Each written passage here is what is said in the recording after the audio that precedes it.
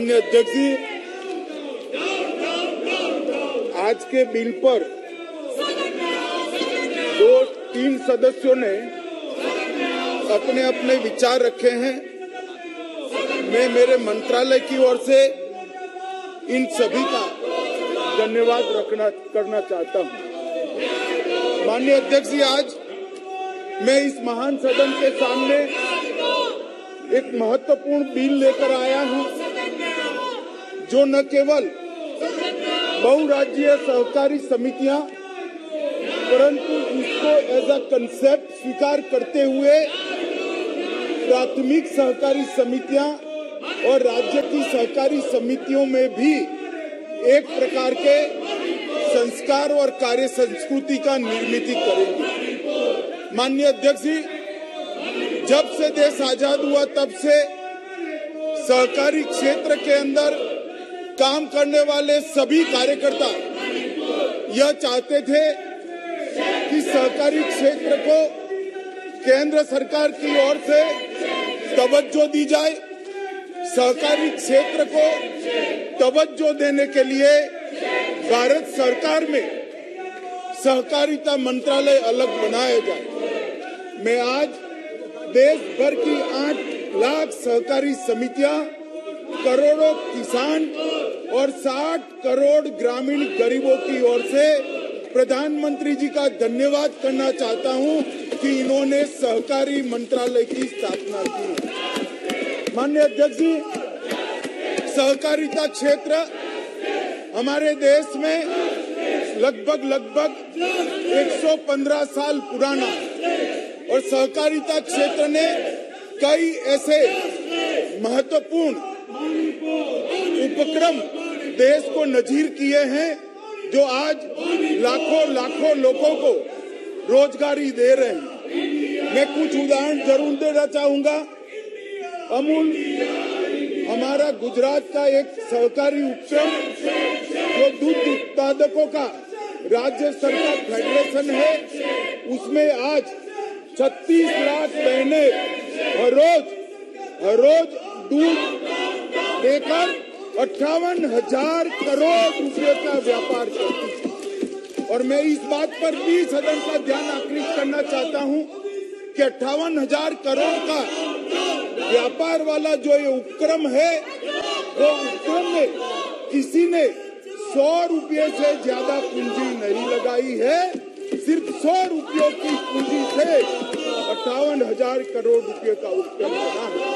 इसी तरह से क्रिप्को पहले लिज्जत था।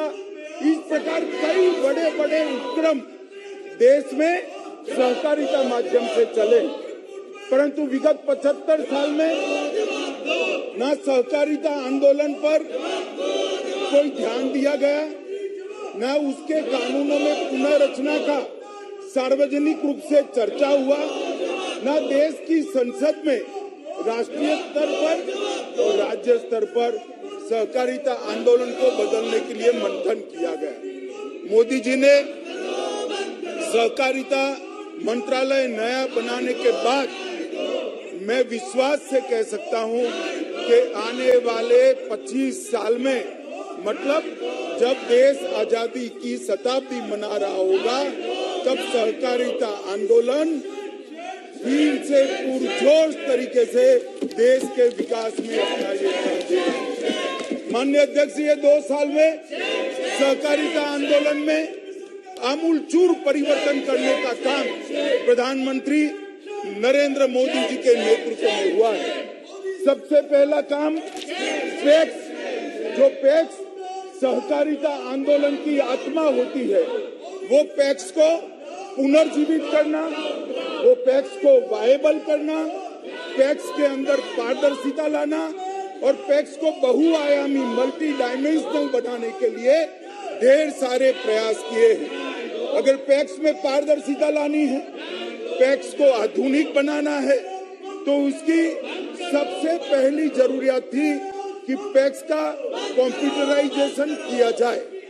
माननीय अध्यक्ष जी, ये मंत्रालय बनने के बाद पहली कैबिनेट नोट मोदी जी ने हमारे मंत्रिमंडल में अप्रूव की, 63,000 पैक्स को 2500 करोड़ रुपया देकर संपूर्ण भारत के पैक्स का कंप्यूटराइजेशन करने का काम किया है।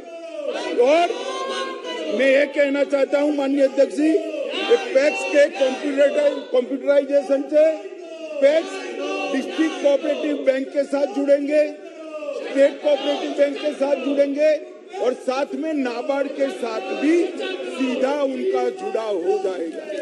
ऑडिट की प्रक्रिया संपूर्ण रूप से ऑनलाइन होगी और सिस्टम इंटीग्रेटर फाइनल होने के बाद पैक्स कई प्रकार के नए व्यवसायों में जुड़ेंगे, जिससे इसकी वायबिलिटी में बहुत बड़ा फायदा होना चाहिए। माननीय अध्यक्ष जी, हमने दूसरा काम किया, पैक्स के लिए एक मॉडल बायलॉज बनाकर सभी राज्यों को भेजा गया। जैसे पैक्स राज्य सरकार के सहकारिता कानून में आते हैं, परंतु सहकारिता मंत्रालय ने एक मॉडल कानून बनाया और सभी राज्यों को एडवाइजरी के रूप में भेजा। मुझे आनंद है कि बंगाल और केरल छोड़कर सभी राज्यों ने इसको स्वीकार कर दिया और आज देश भर के पैक्स एक ही कानून से मान्यवर चल रहे हैं। पैक्स अब डेयरी भी बन पाएंगे, पैक्स अब मछुआरा समिति भी बन पाएंगे और पैक्स ढेर सारे काम करेंगे। माननीय अध्यक्ष जी, हमने अब एफपीओ जो पहले private limited company, partnership company और प्रोप्राइटरशिप तक सीमित था, अब पैक्स एफपीओ का भी काम करेगा और 1100 पैक्स एफपीओ के नाम से रजिस्टर हो चुके हैं। माननीय अध्यक्ष जी, मोदी जी ने एक प्रकार से 13 करोड़ गरीबों को गैस का सिलेंडर दिया है। ढेर सारे सिलेंडर देने के कारण बहुत सारी वितरण करने वाली संस्थाओं की जरूरत खड़ी हुई है। अब पैक्स नए बायलॉज के हिसाब से एलपीजी का वितरण का काम भी पैक्स कर पाएंगे। माननीय अध्यक्ष जी, मोदी जी देश के 60 करोड़ गरीबों को प्रति माह प्रति व्यक्ति 5 किलो अनाज फ्री ऑफ कॉस्ट दे रहे हैं। इस रिटेल आउटलेट पर भी अब पैक्स का अधिकार होगा और पैक्स रिटेल आउटलेट भी कर पाएंगे। माननीय अध्यक्ष जी, नरेंद्र मोदी जी ने 60 करोड़ लोगों के लिए जेनरिक दवाइयों के दुकानें खोली है, जिसको जन औषधि केंद्र के नाम से पूरा देश जानता है। ये जन औषधि केंद्र पहले पैक्स नहीं चला पाते थे, अब पैक्स जन औषधि केंद्र भी चला पाएंगे। माननीय अध्यक्ष जी, रुपे क्रेडिट कार्ड पहले पैक्स और डिस्ट्रिक्ट कोऑपरेटिव बैंक के लिए नहीं था, अब विगत महीने जो निर्णय हुआ है, इससे रुपे क्रेडिट कार्ड और डेबिट कार्ड दोनों पैक्स के मेंबरों को दिए जाएंगे। माननीय अध्यक्ष जी, मोदी जी ने 60 करोड़ गरीबों के लिए हर घर में नल से जल का कार्यक्रम किया। नल से जल तो पहुंचाएंगे, मगर ये यंत्रणा को अगर नियमित रूप से कोई मेंटेन नहीं करता है तो जल आपूर्ति आबाद तरीके से नहीं चल सकती। जल आपूर्ति को आबाद तरीके से चलाना है तो एक पानी समिति चाहिए जो गांव की पानी की वितरण की व्यवस्था को मेंटेन करे। अब पैक्स ये पानी समिति बनकर वितरण व्यवस्था का भी काम करेंगे। माननीय अध्यक्ष जी, इसके साथ साथ पैक्स को हमने एक भंडारण क्षमता के साथ जोड़ने का भी काम किया है और पैक्स अब भंडारण का भी काम करेंगे। जो एफसीआई किराए पर लेगी तो गांव का अनाज गांव में ही भंडारण होगा और गांव में ही गरीब के घर में बिकेगा। तो इससे पैक्स को एक नए प्रकार की इनकम का फायदा होने वाला है। माननीय अध्यक्ष जी, गत बजट में मैं मोदी जी का बहुत बहुत धन्यवाद करना चाहता हूं कि मोदी जी ने सालों से सहकारिता के साथ अन्याय होता था, कोऑपरेटिव और कॉर्पोरेट दो टैक्स अलग थे। मोदी जी ने और वित्त मंत्री जी ने गत बजट में सहकारिता समितियां और कॉरपोरेट कंपनियों के टैक्स को एक प्लेटफॉर्म पर लाने का काम किया है। सहकारी समितियों के आयकर पर लगने वाले अधिभार में कटौती कर दी गई है।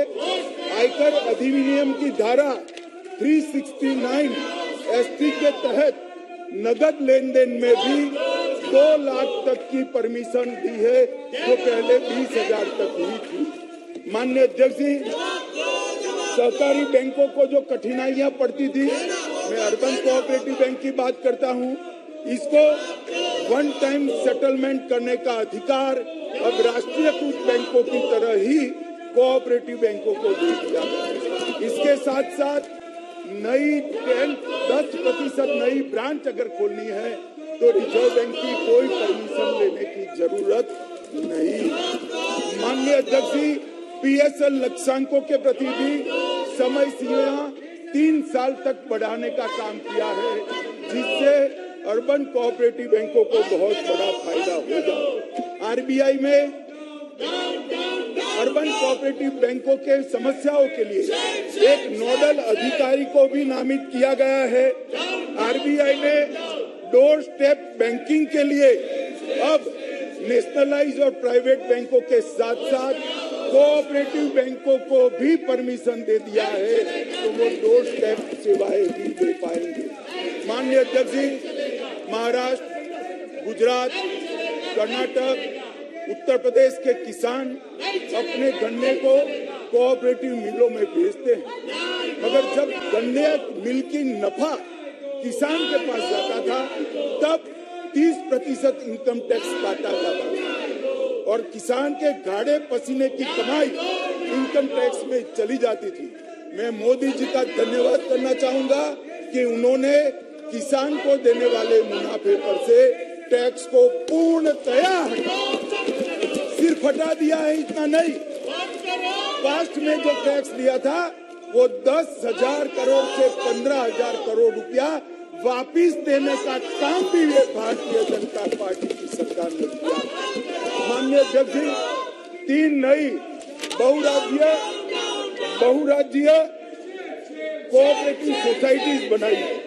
पहली बहुराज्यीय कोऑपरेटिव सोसाइटी किसान की उपज को निर्यात करने के लिए प्लेटफॉर्म के नाते काम में आएगी।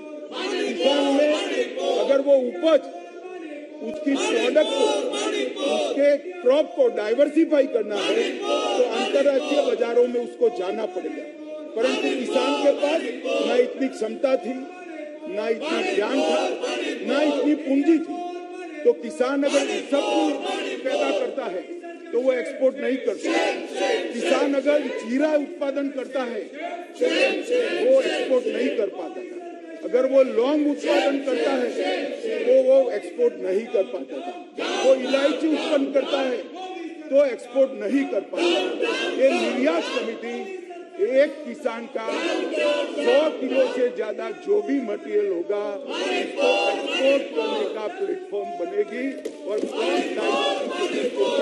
ये बहुत महत्वपूर्ण बनेगी। इसके साथ साथ हमने एक और सहकारी समिति बनाई है जो बीजों के उत्पादन में छोटे किसानों को जोड़ेगी। अब तक बीज के उत्पादन में बड़े किसान ही जुड़ पाते थे, परंतु अब सहकारी समिति की प्राथमिक सहकारी समिति के माध्यम से ये बहुराज्यीय बीज उत्पादक सहकारी समिति 1 एकड़ या आधा एकड़ का किसान को भी बीज उत्पादन के साथ जोड़ेगी और मल्टीनेशनल कंपनियों के साथ वो सहकारी समिति सारी फॉर्मेलिटी करेगी। माननीय अध्यक्ष जी, मोदी जी ने खाद के प्रयोग को कम कर करोड़ों हिंदुस्तानियों और दुनिया भर के स्वास्थ्य को ठीक करने का बीड़ा उठाया है। धरती के स्वास्थ्य को भी ठीक करने का बीड़ा उठाया है। इसलिए ऑर्गेनिक क्रॉप बढ़ रहा है, प्राकृतिक खेती बढ़ रही है, एग्रीकल्चर प्रोडक्ट में फर्टिलाइजर का उपयोग कम हो रहा है। मगर आज किसान प्राकृतिक खेती तो करता है, परंतु इसको अपनी प्रोडक्ट का उचित दाम नहीं मिलता है। तो एक नई सहकारी समिति भारत सरकार ने बनाई है जो ऑर्गेनिक प्रोडक्ट का देश और दुनिया में मार्केटिंग कर किसानों को उचित भाव दिलाने का काम करेगी। हमने सहकारी कोऑपरेटिव सोसाइटी चीनी मिलों को एनसीडीसी के माध्यम से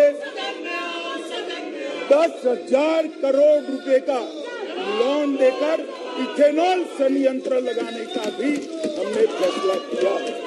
माननीय अध्यक्ष जी, सहकारी शिक्षण के लिए आने वाले दिनों में भारत सरकार एक कोऑपरेटिव यूनिवर्सिटी का बिल लाकर राष्ट्रीय स्तर पर नई सहकारिता प्रशिक्षण का विश्वविद्यालय स्थापित करने जा रही है, जिससे ये सारी गतिविधियों में आगे बढ़ेगा। माननीय अध्यक्ष जी, हमारे देश में सहकारिता का कोई डेटाबेस नहीं था। हमने तय किया कि 8 लाख समितियां और इसके साथ साथ ड्राई एरिया को आइडेंटिफाई करने के लिए कहां पर सहकारी समिति नहीं है, इसको इंगित करने के लिए हम राष्ट्रीय स्तर पर सहकारी डेटाबेस बनाएंगे। ये राष्ट्रीय सहकारी डेटाबेस बनाने का काम शुरू हो गया है। मुझे सदन को बताते हुए आनंद होता है कि 95% काम समाप्त हो गया है। इस विजयादशमी के पहले हम राष्ट्रीय सहकारी डेटाबेस को प्रधानमंत्री जी के हाथ से ऑनलाइन करने का काम करने वाले हैं। माननीय अध्यक्ष जी, 2003 के बाद कभी सहकारी नीति नहीं आई। जब अटल जी की सरकार थी, भाजपा की सरकार थी, तब सहकारी नीति आई थी। 2003 से 2020 में कभी सहकारी नीति नहीं आई।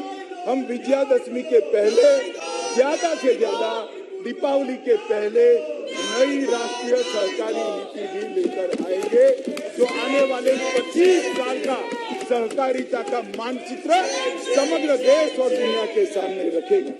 माननीय अध्यक्ष जी, हमने केंद्रीय पंजीयन कार्यालय को कंप्यूटराइज करने का काम किया है और आज इस सबकी आगे की कड़ी में मैं आज का एक विधेयक लेकर आया हूँ। वो विधेयक पर मैं आप बात करूंगा।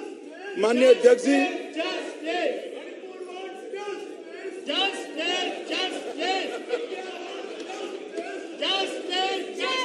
जोर से बोलो, जोर से। माननीय अध्यक्ष जी, मैं आपके माध्यम से समग्र देश को कहना चाहता हूं कि मोदी जी ने इस देश के 60 करोड़ गरीबों को इस 9 साल में गरीबी से मुक्त करने का बहुत बड़ा यज्ञ शुरू किया है। ये कांग्रेस पार्टी का नारा था, गरीबी हटाओ।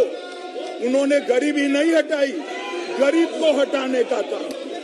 गरीबी हटाने का काम इस देश के प्रधानमंत्री नरेंद्र मोदी जी। नरेंद्र मोदी जी ने इस देश के गरीब को बैंक अकाउंट देकर अर्थतंत्र के साथ जोड़ा। नरेंद्र मोदी जी ने हर गरीब को गैस देकर महिलाओं को धुएं से बचाया। मोदी जी ने हर गरीब को शौचालय देकर महिलाओं का सम्मान किया।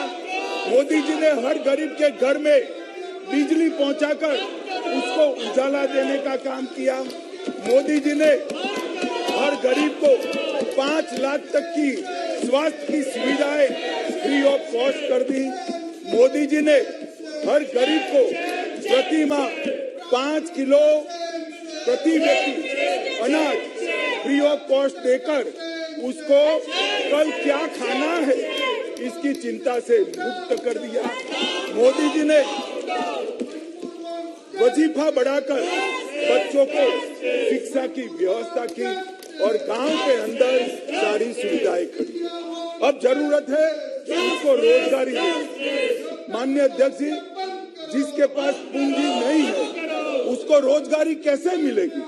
उसको रोजगारी मिलने का एकमात्र जरिया है किसानी और कोऑपरेटिव मूवमेंट। और किसानी और कोऑपरेटिव मूवमेंट को ज्यादा स्ट्रेंथी करने के लिए नरेंद्र मोदी जी ने ये सहकारिता आंदोलन की मजबूती के लिए सहकारिता मंत्रालय बना है। माननीय अध्यक्ष जी, आज मैं जो बिल लेकर इस सदन के सामने उपस्थित हुआ हूँ, इस बिल के बारे में अब मैं बात करना शुरू करूंगा।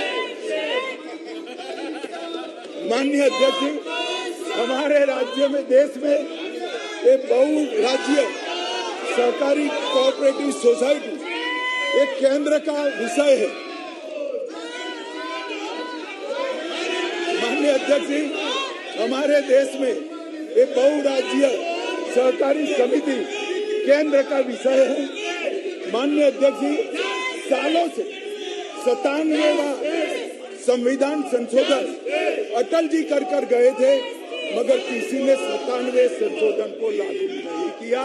नरेंद्र मोदी जी ये मल्टी स्टेट कोऑपरेटिव सोसाइटी में पारदर्शिता, जवाबदेही और उसका मुनाफा बढ़े, इसलिए ये बिल को पारित किया है कैबिनेट में, जो आज मैं इस सदन के सामने लेकर आया। माननीय अध्यक्ष जी, जो सहकारी मल्टी स्टेट कोऑपरेटिव सोसाइटी विधेयक लेकर मैं आया हूं, इसकी धारा 45A से L वो निर्वाचन सुधारों के लिए। माननीय अध्यक्ष जी, हमारे यहाँ अक्सर फरियादें होती थी कि सहकारिता में राजनीतिक हस्तक्षेप होता, सरकार किसी भी दल की हो, मगर राजनीतिक हस्तक्षेप की फरियादें होती थी। अब हम एक 45 और 45A से L तक में एक प्रोविजन लेकर आए हैं, जो चुनाव आयोग बनाने का प्रोविजन है। निर्वाचन प्राधिकरण बनाएगा, वो स्वतंत्र रूप से चुनाव करेगा, तो इससे सरकारी दखल कम हो जाएगी। निर्वाचन प्राधिकरण के सभापति की जो शक्तियां हैं, वो लगभग चुनाव आयुक्त के समकक्ष कर दी गई है, इससे सरकार का दखल नहीं रहेगा।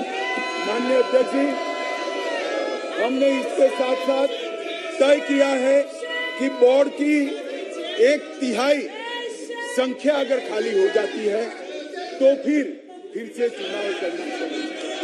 माननीय अध्यक्ष जी, हमने इसके साथ साथ एक सुधार लेकर आए हैं कि बोर्ड की बैठकों में अनुशासन, सहकारी समितियों के कार्यलाभ और धारा 50 अध्यक्ष, उपाध्यक्ष और बोर्ड के सदस्यों को 3 माह के अंदर एक बोर्ड मीटिंग बुलाने के लिए कंपल्सन करेगा। माननीय अध्यक्ष जी, उपसभापति या सभापति ये बोर्ड नहीं बुलाते हैं, तो हमने तय किया है कि सीईओ की जिम्मेदारी होगी कि बोर्ड बुला लें और मीटिंगें नियमित हो जाए। कई बार बहुमत खो देने की स्थिति में कई बार मीटिंग ही नहीं बुलाई जाती।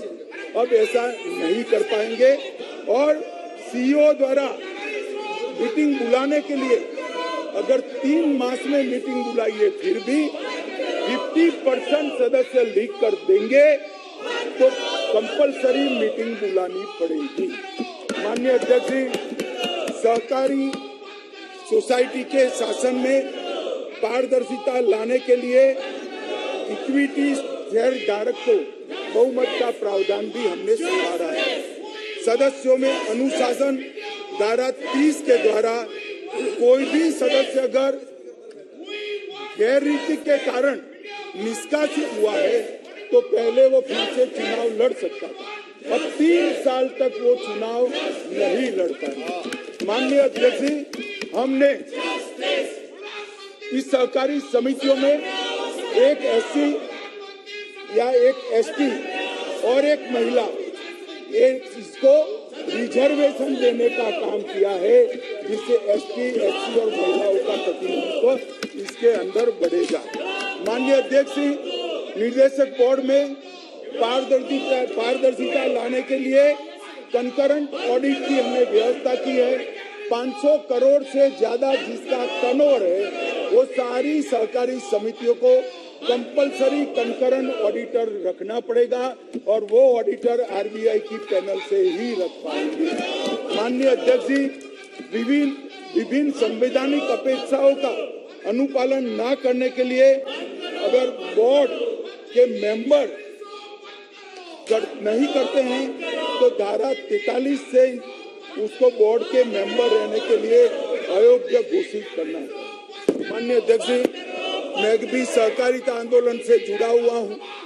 सहकारिता आंदोलन में बहुत सारा आरोप लगता था कि जो लोग सहकारिता समिति चला रहे हैं वो ही लोग अपने चाचा, मामा, चाचा का बेटा, भाई, साला, साली उसको नौकरी देते थे। अब हमने तय किया है कि कर्मचारियों की भर्ती की प्रक्रिया में किसी भी ब्लड रिलेशन नहीं, डिस्टेंस रिलेटिव को नौकरी नहीं दी जा पाएगी। माननीय अध्यक्ष जी, हमने संपरीक्षण और सदाचार और यौन उत्पीड़न के लिए एक कमेटी बनाने का भी प्रावधान किया है। हमने सूचना के अधिकार को भी इसके अंदर शामिल किया है, जिससे सूचना अधिकारी की अपनी। माननीय अध्यक्ष जी, धारा 70(2)(3)(a) में हमने रिजर्व बैंक के रेगुलर पैनल से ही सादा ऑडिटर और कंकरन ऑडिटर को रखने का प्रावधान किया है। माननीय अध्यक्ष जी, हमने पूंजी बढ़ाने के लिए भी कई सारे उपाय किए हैं। माननीय अध्यक्ष जी, मुझे पूरा भरोसा है कि बिल ये सदन के पारित करने के साथ ही देश के सहकारिता आंदोलन में एक नए युग की शुरुआत होगी और बहुत बड़ा परिवर्तन आने वाले हैं। मैं समझ सकता हूं, अभी जो नारे लगा रहे हैं उनको ना सहकार में इंटरेस्ट है, ना सहकारिता में, ना दलितों में इंटरेस्ट है, ना महिलाओं के कल्याण में इंटरेस्ट है। तो उनके नारे लगाना बहुत स्वाभाविक है। मगर मैं फिर से कहना चाहता हूं, मैंने आज दोनों सदन के विपक्ष के नेता को पत्र लिखा है कि कितनी भी लंबी चर्चा के लिए मैं तैयार हूं। सरकार को कोई डर नहीं है, चर्चा जिसको करनी है मणिपुर पर वो चर्चा करने है, हमें कुछ छुपाना नहीं है। हमने दोनों विपक्ष के नेताओं को मैंने आज पत्र लिखा है। मैं कहता हूं कि जनता आपको देख रही है, चुनाव में जाना है, जनता के खौफ को ध्यान में रखे और मणिपुर जैसे संवेदनशील इश्यू पर चर्चा के लिए उचित माहौल सदन में बनाइए।